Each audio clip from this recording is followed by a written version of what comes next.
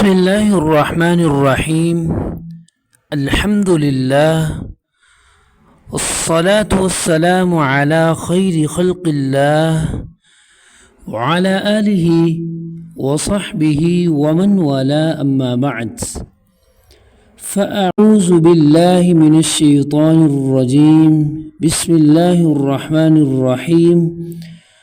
سورة البقرہ کی آیت نمبر 214 ہے.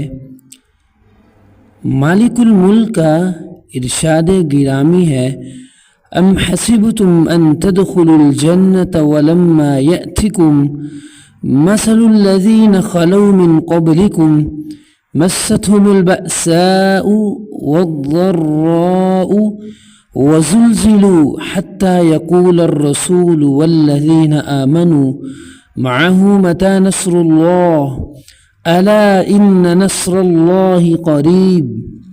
ام حسبتم ان تدخلوا الجنہ، کیا تم لوگوں نے یہ گمان کر لیا ہے کہ تم ایسے ہی جنت میں داخل کر دیے جاؤ گے، حالانکہ ابھی تک تم پر ان لوگوں جیسی حالت نہیں آئی جو تم سے پہلے لوگ تھے.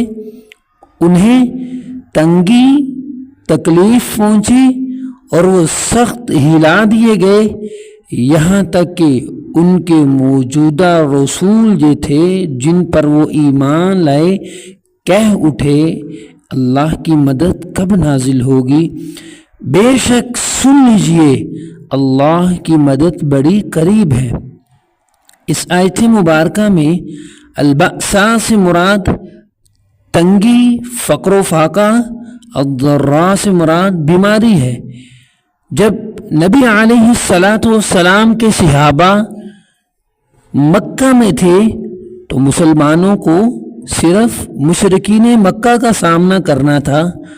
جیسے ہی نبی علیہ السلام کے صحابہ مدینہ میں ہجرت کر کے گئے تو صحابہ کو کئی ایک مسائل درپیش تھے. ان میں مشرکین مکہ کا سامنا بھی کرنا تھا، منافقین کا، یہود و نصارہ کا سخت تکالیف پہنچے ان کی طرف سے. تو مسلمانوں کو تسلی دینے کے لیے کہ جو راہ حق پہ چلتا ہے اس کو مصیبتیں بھی آتی ہیں، تکلیفیں بھی آتی ہیں. ابھی تو تم کو پہلے لوگوں جیسی تکلیفیں نہیں پہنچی. ان کو فقر و فاقہ، جانی و مالی نقصان اور سخت قسم کے خوف و ہراس میں مبتلا کیا گیا، یہاں تک کہ اس زمانے کا رسول اور اس کے ساتھ ایمان لانے والے یہ پکار اٹھے اللہ کی مدد کب نازل ہوگی. تو چنانچہ دیکھیے غزوہ احزاب میں یہ مرحلہ پیش آیا کہ جب 10,000 لوگوں کا لشکر کفار مکہ، یہود و نصارہ کا مسلمانوں پہ چڑھ دوڑا تو اللہ رب العزت نے وہ مرحلہ بھی آیا جب اپنے جانثاروں کی مدد کی. اب ذرا یہاں پہ ایک چیز کا خیال رکھیے کہ مسلمانوں کا یہ کہنا کہ اللہ کی مدد کب آئے گی، یہ اللہ کی مدد کب نازل ہوگی، یہ کہنا اعتراض شکوے کے طور پہ نہیں تھا، بلکہ بے بسی کے عالم میں اپنی عاجزی اور اسی طرح اپنی حالت زار کا اظہار تھا کہ اللہ رب العزت کی مدد کب نازل ہوگی.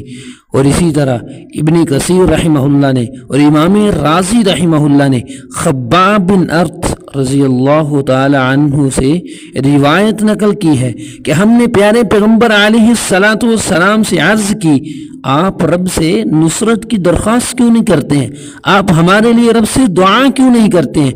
تو آپ صلی اللہ علیہ وسلم نے فرمایا، پہلے لوگوں میں سے ایک کی سر کی مانگ پر آرا رکھ کے چلا دیا جاتا، وہ ان کے قدموں تک لے جایا جاتا، اسی طرح وہ اس سے دین سے نہیں پھرے اور اسی طرح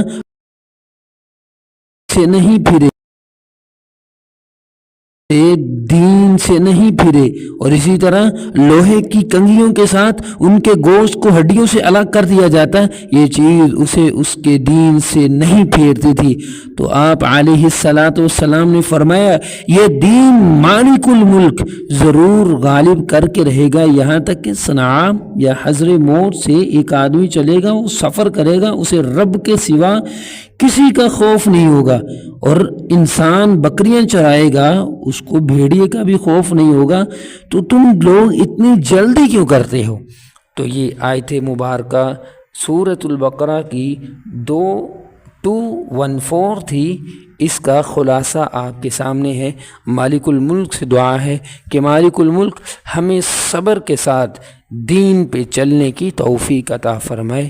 السلام علیکم ورحمۃ اللہ۔